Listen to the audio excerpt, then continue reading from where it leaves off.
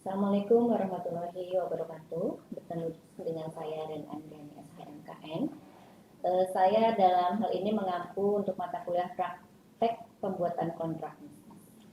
Nah, untuk pertemuan pertama, pokok bahasannya adalah yang pertama adalah pengantar perjanjian, yang kedua adalah syarat-syarat perjanjian. Kita coba untuk masuk kepada perikatan. Menurut C. Satrio, perikatan adalah hubungan hukum antara dua pihak, yaitu pihak yang mempunyai hak dan di lain pihak dia mempunyai kewajiban. Adapun sumber-sumber perikatan itu berdasarkan pasal 1233 KUH Perdata, yaitu berasal dari perjanjian dan undang-undang. Nah, selanjutnya adalah yang dinamakan dengan perikatan berdasarkan pasal 1234 KUH Perdata adalah yang pertama, untuk memberi sesuatu. Artinya di dalam hal ini para pihak itu memberikan sesuatu hal atau jasa, baik jasa maupun barang. Yang kedua, dia berbuat sesuatu. Artinya dia melakukan suatu perbuatan yang itu dinamakan suatu hal yang merupakan hak ataupun kewajiban yang diatur di dalam perikatan itu sendiri. Yang ketiga adalah untuk tidak berbuat sesuatu.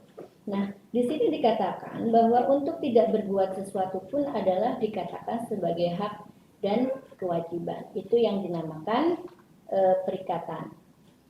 Nah, selanjutnya adalah perjanjian menurut Subekti adalah suatu peristiwa di mana seseorang berjanji kepada orang lain atau di mana dua orang lain itu saling berjanji untuk melaksanakan sesuatu hal. Nah, kembali ke depan bahwa di sini adalah yang namanya perjanjian itu adalah dimana ketika seseorang itu melakukan janji, baik tadi dikatakan melakukan sesuatu, tidak melakukan sesuatu, itu kepada orang lain. Nah, di sini kenapa dikatakan saling berjanji? Karena di sini kedua pihak sama-sama mengikatkan diri untuk melakukan maupun tidak melakukan sesuatu itu tadi. Nah, berdasarkan 1313 KUH Perdata, dikatakan di sini definisi perjanjian adalah suatu perbuatan dengan mana satu orang atau lebih mengikatkan dirinya terhadap satu orang atau lebih lainnya. Kenapa di sini ada satu orang? Karena dimungkinkan ada perbuatan yang sebagai perjanjian itu hanya dilakukan seseorang. Contohnya apa? Contohnya hibah. Hibah ini adalah perbuatan seseorang. Jadi seseorang yang lain itu dia tidak melakukan apapun, dia hanya posisinya menerima, bahkan mungkin menolak juga boleh. Itu terjadi di dalam contohnya dalam hibah. Nah, sehingga dikatakan bahwa peristiwa perjanjian timbul dari hubungan yang dinamakan perikatan. Maka dengan demikian dapat dikatakan pula bahwa sumber dari perikatan adalah perjanjian. Nah, selanjutnya, siapa-siapa saja sih orang yang ada dalam perikatan? Yang pertama itu ada kreditur. Di sini kreditur ini contoh untuk pihak dalam misalnya hutang piutang lah. Di sini dikatakan contoh ya, kreditur itu adalah yang berhak atas piutang. Artinya biasanya di sini kreditur itu perbankan, gitu ya. Nah, debitur di sini adalah pihak atau orang yang berkewajiban untuk melunasi perjanjian, atau mungkin dalam perjanjian lainnya itu bisa dikatakan ada penjual, dalam hal ini pemilik barang, ada juga pembeli, atau mungkin penyewa. Jadi kita nanti di dalam mata kuliah ini kan akan mencoba membuat untuk perjanjian bisa jual beli, sewa menyewa dan lain-lain. Baik, kembali ya. Kita masuk ke dalam syarat sahnya perjanjian. Di dalam pasal 1320 itu menyebutkan ada 4 syarat sahnya perjanjian. Yang pertama itu adalah adanya kata sepakat bagi mereka yang mengikatkan diri mereka masing-masing. Yang kedua adalah ada kecakapan para pihak untuk membuat suatu perjanjian. Nah, kedua syarat ini lebih melekat atau lebih enak ketika disebut sebagai syarat subjektif. Kenapa dikatakan syarat subjektif? Karena dia melekat kepada subjek hukum, gitu ya. Nah, yang ketiga adalah suatu hal tertentu dan Keempat adalah sebab yang halal. Ini dikatakan sebagai syarat objek karena dia melekat kepada objek daripada perjanjian. Nah, dikatakan sepakat. Siapa yang sepakat? Di sini dikatakan sepakat itu para pihak. Para pihak itu sudah sepakat sehingga di dalam ketika kita masuk misalnya ke dalam suatu anatomi perjanjian, di sini kata sepakat itu sebelum kita masuk ke pasal biasanya ada kata-kata kami sudah bersepakat. Nah, seperti itu. Jadi mereka sudah bersepakat. Nah, kecakapan itu kita harus lihat ya. Artinya apa? Siapa sih yang cakap gitu? Cakap itu kadang dia berdampingan dengan kewenangan. Kecakapan individu itu dikatakan cakap apabila dia sudah dewasa. Nah, dewasa itu tergantung kita tunduk pada hukum yang mana, hukum adatkah, perdata, atau misalnya ketika akan membuat akte secara notaril maka tunduknya kepada undang-undang jabatan notaris. Nah, di situ kita harus benar-benar memahami gitu. Kecakapan itu apa? Karena apa? Dengan tidak dipenuhinya secara subjektif, maka perjanjian itu bisa atau dapat dibatalkan. Tetapi kalau syarat objektif yang tidak dipenuhi, maka perjanjian itu menjadi batal demi hukum. Jadi apa? Jadi tanpa adanya pembatalan pun perjanjian udah batal gitu. Contoh misalnya, objeknya itu sesuatu yang tidak halal, misalnya jual beli narkoba misalnya. Itu kan suatu hal yang menurut saya itu kan bukan sebab yang halal, tertentunya juga udah nggak bisa diperjualkan. Kenapa? Karena itu barang udah haram dalam tanda kutip ya. Sehingga ketika kita juga mungkin belum pernah mendengar ada perjanjian narkoba, misalnya salah satu pihak meminta pembatalannya, itu kan nggak ada. Kenapa? Karena kalau itu dilegalkan, maka demi hukum dia sudah batal, jadi nggak ada lagi perjanjian, kan begitu ya. Itu contoh-contoh secara sepintas saja.